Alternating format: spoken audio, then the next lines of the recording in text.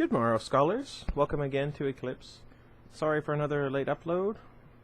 I didn't want to get out of bed this morning, and I was so thirsty. I had to get some water, then I had to get some more water, then I made a pizza, so I had to get more water while I waited, and my pizza's right here distracting me. So yeah, anyway, we're in chapter 26, page 580. This chapter is 24 pages long, so we're going to be here for about 40 minutes, give or take.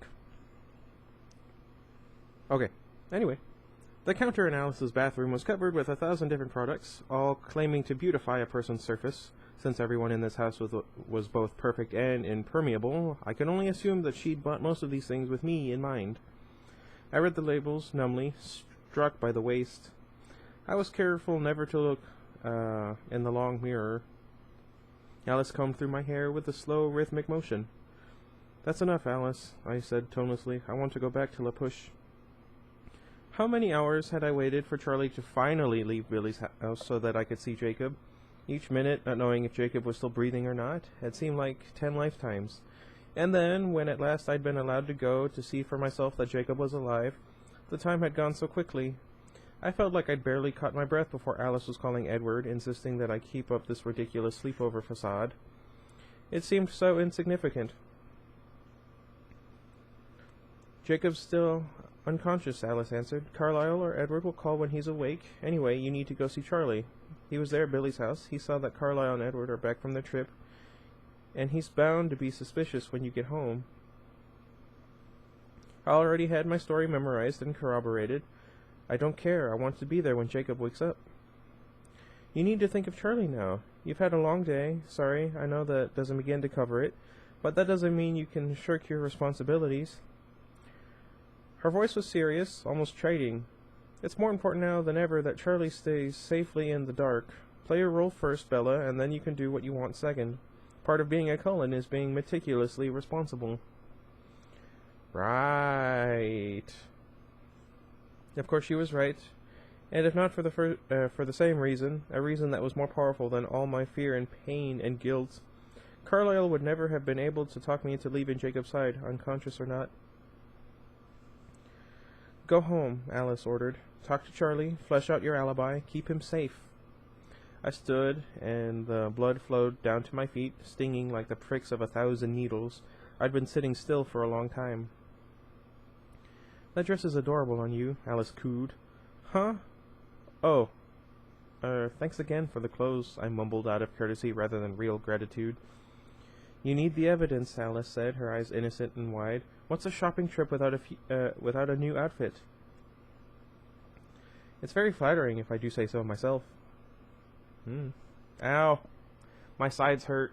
Why does it hurt to shrug? I blinked, unable to remember what she'd dressed me in. What? I couldn't keep my thoughts from skirting away every few seconds, insects running from the light. "Jacob is fine, Bella," Alice said, easily interpreting my preoccupation.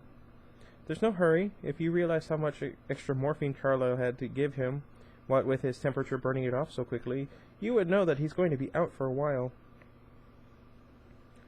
"At least he wasn't in any pain. Not yet." "Is there anything you want to talk about before you leave?" Alice asked sympathetically. "You must be more than a little traumatized." I knew what she was curious about, but I had other questions. "Will I be like that?" I asked her, my voice subdued, "like that girl Bree in the meadow?" There were many things I needed to think of, but I couldn't seem to get her out of my head. The newborn, whose other life was now abruptly over. Her face, twisted with desire for my blood, lingered behind my eyelids. Alice stroked my arm. What? "Everyone is different, but something like that, yes." I was very still, trying to imagine. "It passes," she promised. "How soon?"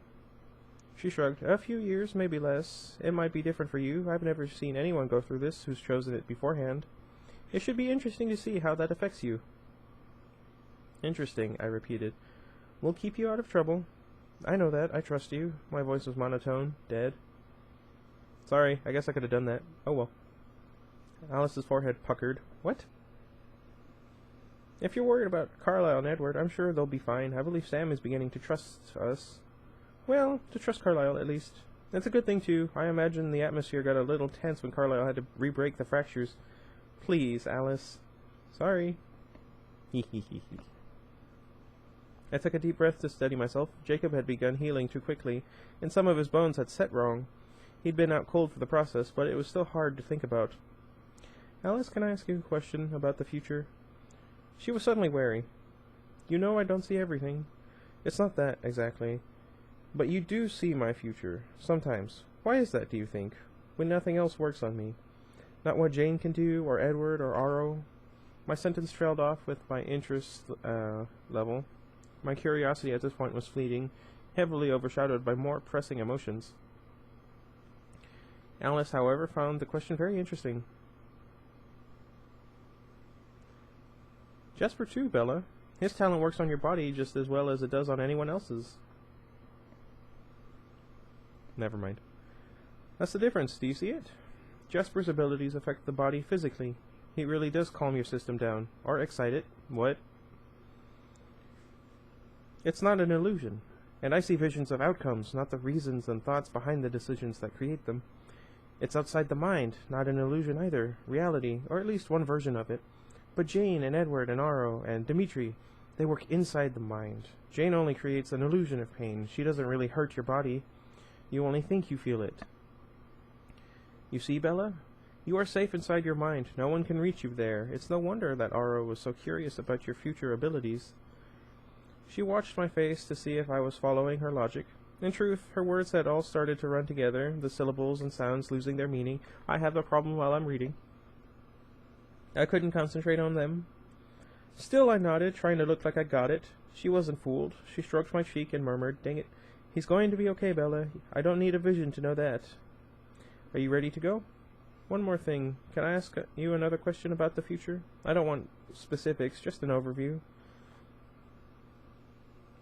"I'll do my best," she said, doubtful again. "Can you still see me becoming a vampire?" "Oh, that's easy. Sure I do," I nodded slowly. She examined my face, her eyes unfathomable. "Don't you know your own mind, Bella?" "I do. I just wanted to be sure." I'm only as sure as you are, Bella. You know that. If you were to change your mind, what I see would change, or disappear, in your case." I sighed. "That isn't going to happen, though." She put her arms around me. "I'm sorry. I can't really empathize. My first memory of seeing Jasper's face in my future... okay, there we go. I always knew that he was where my life was headed, but I can sympathize. I'm so sorry you have to choose between two good things." It's good that Alice accepts that Jacob, even if she doesn't like him, is good. I shook her arms off. "Don't feel sorry for me. There were people who deserved sympathy. I wasn't one of them. And there wasn't any choice to make. There was just breaking a good heart to attend now. I'll go deal with Charlie." I drove my truck home, where Charlie was waiting just as suspiciously as Alice had expected. "Hey, Bella, how was your shopping trip?" he greeted me when I walked into the kitchen. He had his arms folded over his chest, his eyes on my face. "Long," I said dully. "We just got back." Charlie assessed my mood. "I guess you already heard about Jake, then." "Yes, the rest of the Cullens beat us home. Esme told us where Carlisle and Edward were. Are you okay?" "Worried about Jake. As soon as I make dinner, I'm going down to La Push." "I told you those motorcycles were dangerous. I hope this makes you realize that I wasn't kidding around." I nodded as I started pulling things out of the fridge. Charlie settled himself at the table. He seemed to be in a more talkative mood than usual.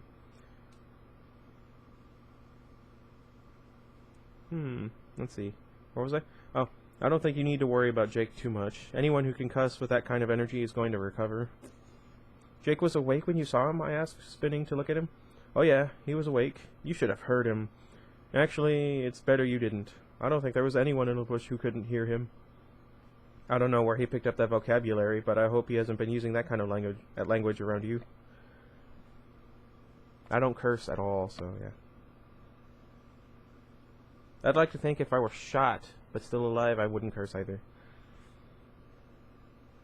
He had a pretty good excuse today. How did he look? Messed up. His friends carried him in. Good thing they're big boys, 'cause that kid's an armful. Carlisle said his right leg is broken and his right arm. Pretty much the whole right side of his body got crushed when he wrecked that darn bike. Charlie shook his head. If I ever hear of you riding again, Bella. No problem there, Dad. You won't. Do you really think Jake's okay? Sure, Bella, don't worry. He was himself enough to tease me. Tease you? I echoed in shock. Yeah, in between insulting somebody's mother and taking the Lord's name in vain, he said, Bet you're glad she loves Cullen instead of me today, huh, Charlie? Jeez. I turned back to the fridge so that he couldn't see my face, and I couldn't argue. Edward's more mature than Jacob when it comes to your safety, I'll give him that much. Jacob's plenty mature, I muttered defensively. I'm sure this wasn't his fault. Weird day today, Charlie mused after a minute. You know, I don't put much stock in that superstitious stuff, but it was odd. It was like Billy knew something bad was going to happen to Jake. He was nervous as a turkey on Thanksgiving all morning. I don't think he heard anything I said to him. And then, weirder than that, remember back in February and March when we had all that trouble with the wolves? Uh-oh. I bent down to get a frying pan out of the cupboard and hid there an extra second or two. Yeah, I mumbled. I hope we're not going to have a problem with that again. This morning we were out on the boat, and Billy wasn't paying any attention to me or the fish, when all of a sudden, you could hear wolves yowling in the woods. More than one. Boy, was it loud. Sounded like they were right there in the village. Weirdest part was, Billy turned the boat around and headed straight back to the harbor like they were calling to him personally. Didn't even hear me ask what he was doing.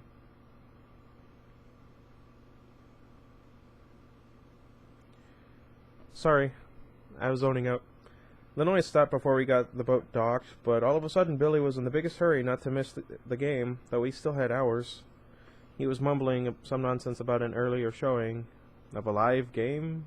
I tell you, Bella, it was odd. Well, he found some game he said he wanted to watch, but then he just ignored it. He was on the phone the whole time, calling Sue and Emily, and your friend Quill's grandpa. I said grandfather. Couldn't quite make out what he was looking for. He just chatted real casual with them. Then the howling started again right outside the house. I've never heard anything like it. I had goosebumps on my arms. I asked Billy, had to shout over the noise, if he'd been setting traps in his yard. It sounded like the animal was in serious pain. I winced, but Charlie was so caught up in a story that he didn't notice. Of course, I forgot all about that till just this minute, 'cause that's when Jake made it home. Do you think he's suspicious? One minute it was that wolf yowling, and then you couldn't hear it anymore. Jake's cussing drowned it right out. Got a set of lungs on him, that boy does. Charlie paused for a minute, his face thoughtful. Funny that some good should come out of this mess. I don't think they were ever going to get over that full prejudice they have against the Cullens down there. But somebody called Charlie, and Billy was real grateful when he showed up. Carlisle, sorry.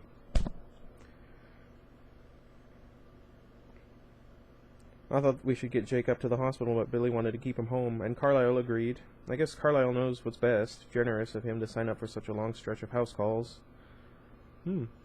And he paused as if unwilling to say something. He sighed and then continued. And Edward was really nice. He seemed as worried about Jacob as you are. Like that was his brother lying there. The look in his eyes. Charlie shook his head. He's a decent guy, Bella. I'll try to remember that. No promises, though. He grinned at me. I won't hold you to it, I mumbled. Charlie stretched his legs and groaned. It's nice to be home. You wouldn't believe how crowded Billy's little place gets. The 7 of Jake's friends all squished themselves into that little front room. I could hardly breathe. Have you ever noticed how big those cute kids all are? There we go. Yeah, I have. Wink, wink. Wait a minute.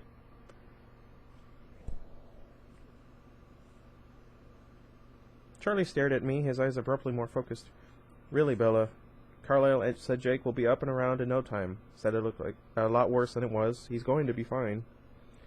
I just nodded. Let's see. I just nodded. I guess there's a break in the story that we're not aware of. Jacob had looked so strangely fragile, or do you say fragile, when I hurried down to see him as soon as Charlie had left. He had braces everywhere. Carlyle said that there was no point in plaster as fast as he was healing. His face had been pale and drawn, deeply unconscious though he was at the time. Oh, okay. What? Breakable. I'm confused. Huge as he was, he looked very breakable. Maybe that had just been my imagination, coupled with the knowledge that I was going to have to break him. Anyone else think of Bane from The Dark Knight Rises?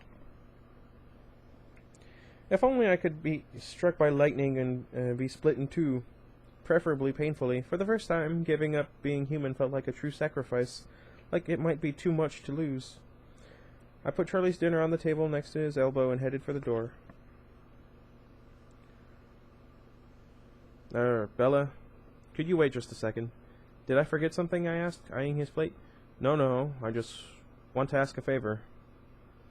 Charlie frowned and looked at the floor. Have a seat. This won't take long. Weird to have her take a seat. I guess he's just... Never mind. It's something I would have done. I sat across from him a little confused. I tried to focus. What do you need, Dad? Here's the gist of it, Bella. Charlie flushed. Maybe I'm just feeling superstitious after hanging out with Billy while he was being strange all day. But I have this hunch. I feel like I'm going to lose you soon. Don't be silly, Dad, I mumbled guiltily. You want me to go to school, don't you? Just promise me one thing. I was hesitant, ready to rescind. Okay. Will you tell me before you do anything major, before you run off with him or something? Dad, I moaned. I'm serious. I won't kick up a fuss. Just give me some advance notice. Give me a chance to hug you goodbye. Cringing mentally, I held up my hand. This is silly, but if it makes you happy, I promise. Thanks, Bella, he said. I love you, kid. I love you too, Dad. I touched his shoulder and then shoved away from the table. If you need anything, I'll be at Billy's. I didn't look back as I ran out. This was just perfect. Just what I needed right now, I grumbled to myself all the way to La Push. Carlyle's black Mercedes was not in front of Billy's house. That was both good and bad. Obviously, I needed to talk to Jacob alone. Yet I still wished I could somehow hold Edward's hand like I had before, when Jacob was unconscious. Impossible, but I missed Edward. It had seemed like a very long afternoon alone with Alice. I suppose that made my answer quite obvious. I already knew that I couldn't live without Edward. That fact wasn't going to make this any less painful. I tapped quietly on the front door. Okay, dang it, I forgot what I used for Billy's voice. Do you guys remember? I guess it's a little too late for that. Come in, Bella, Billy said. The roar of my truck was easy to recognize. I let myself in. Hey, Billy, is he awake? I asked. He woke up about half an hour ago, just before the doctor left. Go on in. I think he's been waiting for you. I flinched and then took a deep breath. Thanks. I hesitated at the door to Jacob's room, not sure whether to knock. I decided to peek first, hoping, coward that I was, that maybe he'd gone back to sleep. I felt like I could use a few more minutes. I opened the door a crack and leaned hesitantly in. Jacob was waiting for me, his face calm and smooth. The haggard, gaunt look was gone, but only a careful blankness took its place. Oh, she must have been... Okay, gotcha. There was no animation in his dark eyes. It was hard to look at his face, knowing that I loved him. It made more of a difference than I would have thought. I wondered if it had always been this hard for him, all this time. Thankfully, someone had covered him with a quilt. It was a strange relief not to have to see the extent of the damage. I stepped in and shut the door quietly behind me. Hi, Jake, I murmured. Dang it. He didn't answer at first. He looked at my face for a long moment. Then, with some effort, he rearranged his expression into a slightly mocking smile. Let's see. Yeah, I sort of thought it might be like that, he sighed. Today has definitely taken a turn for the worse. First I picked the wrong place, missed the best fight, and Seth gets all the glory. Then Leah has to be an idiot trying to prove she's as tough as the rest of us, and I have to be the idiot who saves her. And now this. His left hand... he waved his left hand toward me, where I hesitated by the door. How are you feeling? I mumbled. What a stupid question. A little stoned. Dr. Fang isn't sure how much pain medication I need, so he's going with trial and error. I think he overdid it. But you're not in pain? No, at least I can't feel my injuries, he said, smiling mockingly again. I bit my lip. I was never going to get through this. Why didn't anyone ever try to kill me when I wanted to die? That's a good question. The wry humor left his face, and his eyes warmed up. His forehead creased, like he was worried. How about you? He asked, sounding really concerned. Are you okay? Me? I stared at him. Maybe he had taken too many drugs. Why? Sorry. Well, I mean, I was pretty sure that he wouldn't actually hurt you, but I wasn't sure how bad it was going to be. I've been going a little crazy with worrying about you ever since I woke up. I didn't know if you were going to be allowed to visit or anything. The suspense was terrible. How did it go? Was he mean to you? I'm sorry if it was bad. I didn't mean for you to have to go through that alone. I was thinking I'd be there. It took me a minute to even understand. He babbled on, looking more and more awkward until I got what he was saying. Then I reassured him. I hurried to reassure him. There we go. No, Jake, I'm fine. Too fine, really. Of course he wasn't mean. I wish. His eyes widened in what looked like horror. What? Sorry. He wasn't even mad at me. He wasn't even mad at you. He's so unselfish it makes me feel even worse. I wish he would have yelled at me or something. It's not like I don't deserve... Well, much worse than getting yelled at. But he doesn't care. He just wants me to be happy. He wasn't mad? Jacob asked, incredulous. No, he was much too kind. Jacob stared for another minute, and then he suddenly frowned. Well, dang, he growled. What's wrong, Jake? Does it hurt? My hands fluttered uselessly as I looked around for his medication. No, he grumbled in a disgusted tone. I can't believe this. He didn't give you an ultimatum or anything. Not even close. What's wrong with you? He scowled and shook his head. I was sort of counting on his reaction. Curses. He's better than I thought. The way he said it, though angrier, reminded me of Edward's tribute to Jacob's lack of ethics in the tent this morning. Oh. Which meant that Jacob was still hoping, still fighting. I winced at that stabbed deep... What? As that stabbed deep. There we go. Sorry. He's not playing any game, Jake, I said quietly. You bet he is. He's playing every bit as hard as I am, only he knows what he's doing and I don't. Don't blame me because he's a better manipulator than I am. I haven't been around long enough to learn all his tricks. He isn't manipulating me. Yes, he is. When are you going to wake up and realize that he's not as perfect as you think he is? At least he doesn't threaten to kill himself to make me kiss him, I snapped. She's got a point. As soon as the words were out, I flushed with whatever. Wait, pretend that didn't slip out. I swore to myself that I wasn't going to say anything about that. He took a deep breath. When he spoke, he was calmer. Why not? Because I didn't come here to blame you for anything. It's true, though, he said evenly. I did do that. I don't care, Jake. I'm not mad. He smiled. I don't care either. I knew you'd forgive me, and I'm glad I did it. I'd do it again. At least I have that much. At least I made you see that you do love me. That's worth something. Is it really better than if I was still in the dark? Don't you think you ought to know how you feel, just so that it doesn't take you by surprise someday when it's too late and you're a married vampire? I shook my head. No, I didn't mean better for me. I meant better for you. Does it make things better or worse for you, having me know that I'm in love with you, when it doesn't make a difference either way? Would it have been better, easier for you, if I never clued in? He took my question seriously as I'd meant it. Thinking carefully before he answered, yes, it's better to have you know, he finally decided. If you hadn't figured it out, I'd have always wondered if your decision would have been different if you had. Now I know. I did everything I could. He dragged in an unsteady breath and closed his eyes. This time, I could not resist the urge to comfort him. I crossed the small room and kneeled by his head, afraid to sit on the bed just in case I jostled it and hurt him. I leaned in to touch my forehead to his cheek. That's kind of sweet. Jacob sighed and put his hand in my hair, holding me there. I'm so sorry, Jake. I always knew this was a long shot, but it's not your fault, Bella. Not you too, I moaned. Please. He pulled away to look at me. What? It is my fault, and I'm so sick of being told it's not. He grinned. It didn't touch his eyes. You want me to haul you over the coals? Actually, I think I do. I've never heard that saying before. He pursed his lips as he measured how much I meant it. A smile flashed across his face briefly, and then he twisted his expression into a fierce scowl. I'm not comfortable with this. What the hey?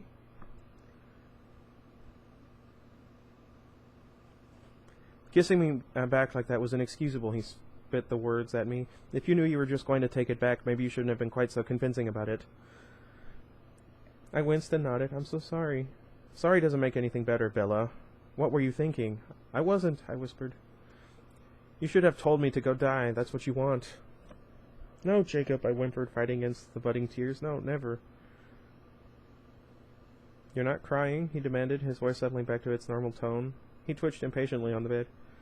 Yeah, I muttered, laughing weakly at myself through the tears that were suddenly sobs.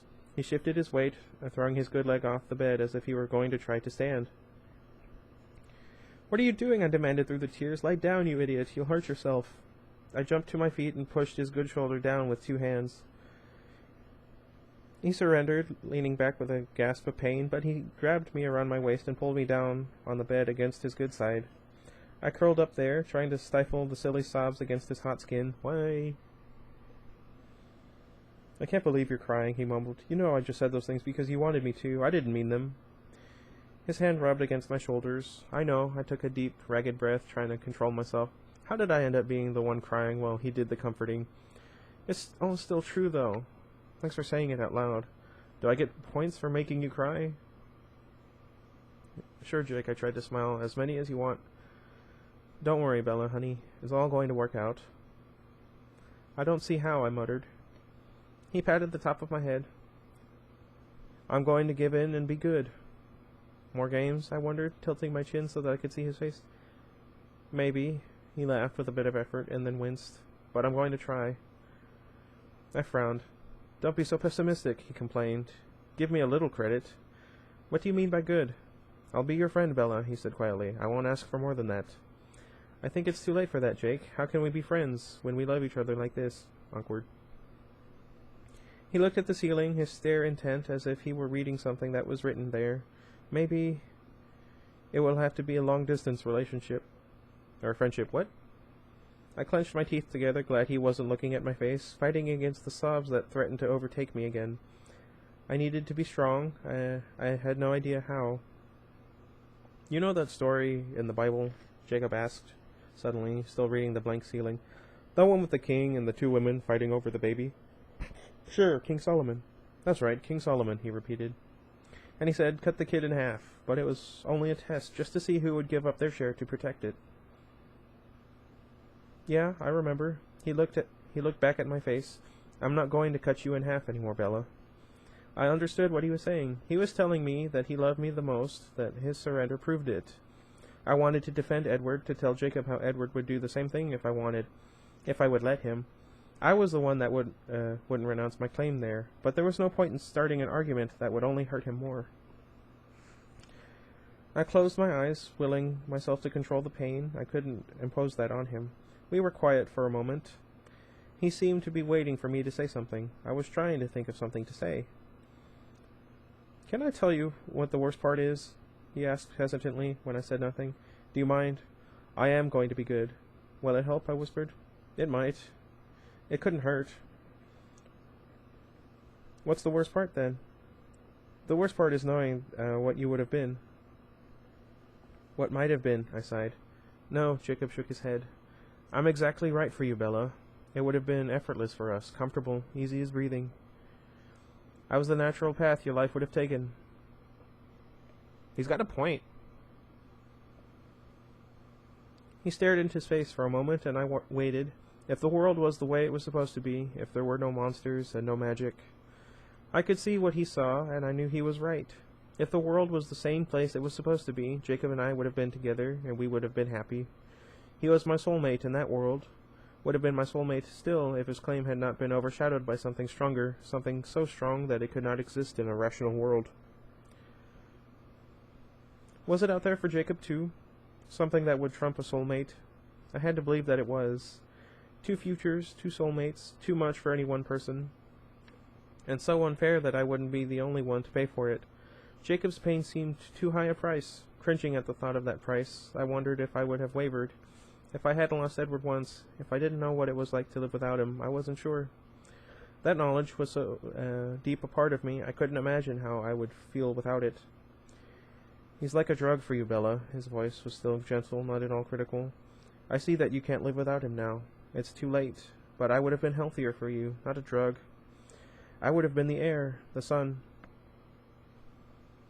The corner of my mouth turned up in a wistful half-smile. I used to think of you that way, you know. Like the sun, my personal sun that balanced out the clouds nicely for me. He sighed. The clouds I can handle, but I can't fight with an eclipse.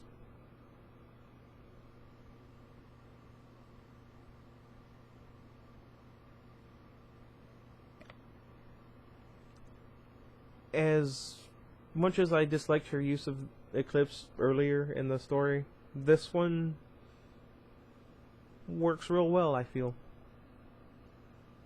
I touched his face, laying my hand against his cheek. He exhaled at my touch and closed his eyes. It was very quiet.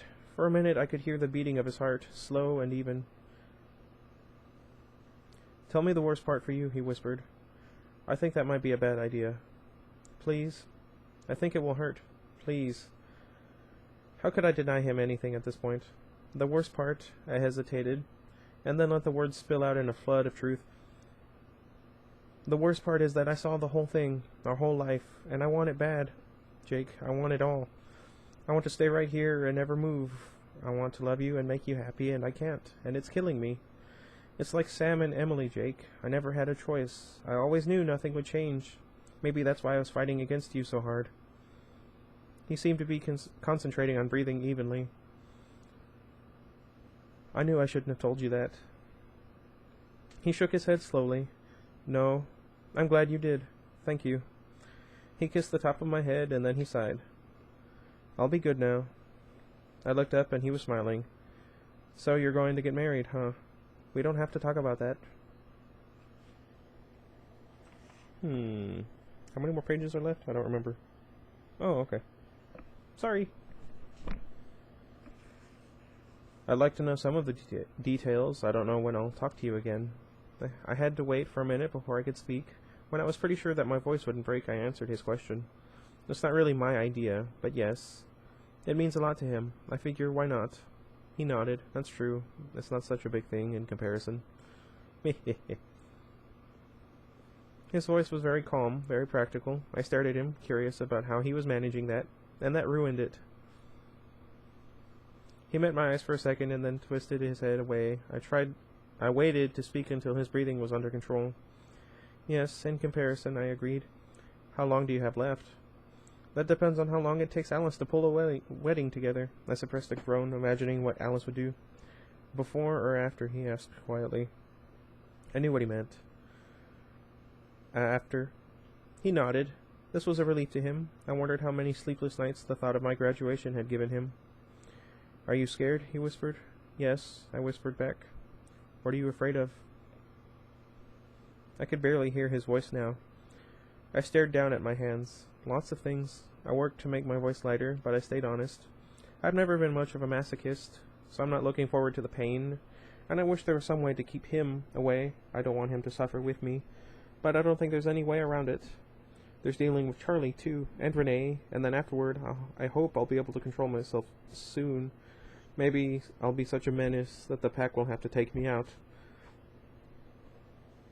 He looked up with a disapproving expression. I'd hamstring any one of my brothers who tried. Thanks. He smiled half-heartedly, then he frowned. But isn't it more dangerous than that? In all of the stories, they say it's too hard. They lose control. People die. He gulped. No, I'm not afraid of that. Silly Jacob, don't you know better than to believe vampire stories? He obviously didn't appreciate my attempt at humor. Well, anyway, lots to worry about, but worth it in the end. He nodded unwillingly, and I knew that he in no way agreed with me. I stretched my neck up to whisper in his ear, laying my cheek against his warm skin. Why? You know I love you. I know, he breathed, his arm tightening automatically around my waist. I know how much I wish it was enough. Yes, I'll always be waiting in the wings, Bella, he promised, lightening his tone and loosening his arm. I pulled away with a dull, dragging sense of loss, feeling the tearing separation as I left a part of me behind, there on the bed next to him. You'll always have that spare option if you want it. I made an effort to smile until my heart stopped beating.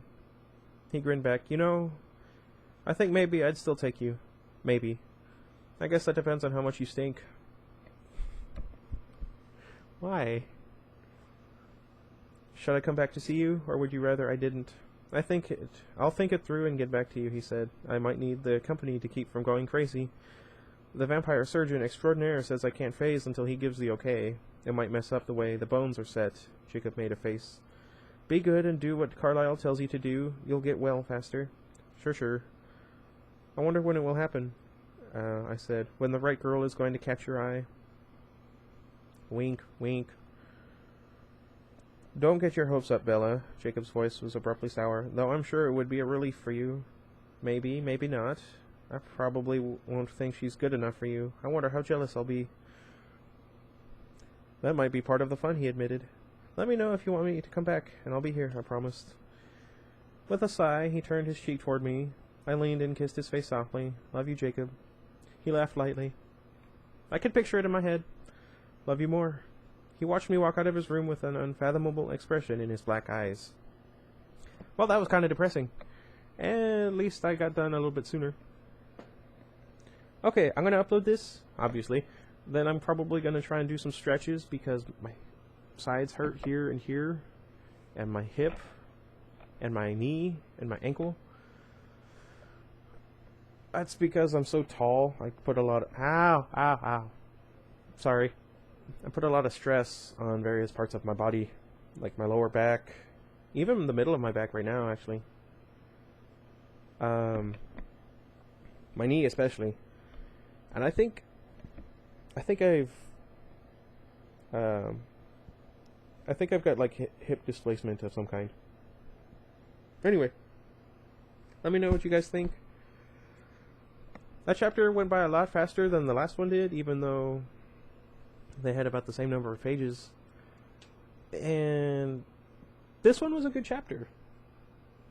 Like, I've given Stephanie Meyer a lot of grief, even in this series of books that I've been reading on the channel. You guys are aware of that, you know that. But she made characters actually interesting. She gave them character depth, and you could really feel like they were people in this one. And yeah, I know there's others here and there and everywhere where it's like that, but this one was definitely one of the better writings, and I hope you guys agree with me. I almost feel like Breaking Dawn should never have been written, if only because I feel like this is a great stopping point for the series. You know? Like, I get, you know, like seeing Bella and Edward getting married and, you know, everything. Like, that as a happy ending is fine and all. But this is such a great place to stop. I have an epilogue, sure, but, you know, ending it with them 100% getting married in the future, and so soon in the future. Jacob here finally relenting and accepting his lot in life. I don't know. It feels like it would be a better way to end the series. Let me know what you think, and until next time, goodbye everybody.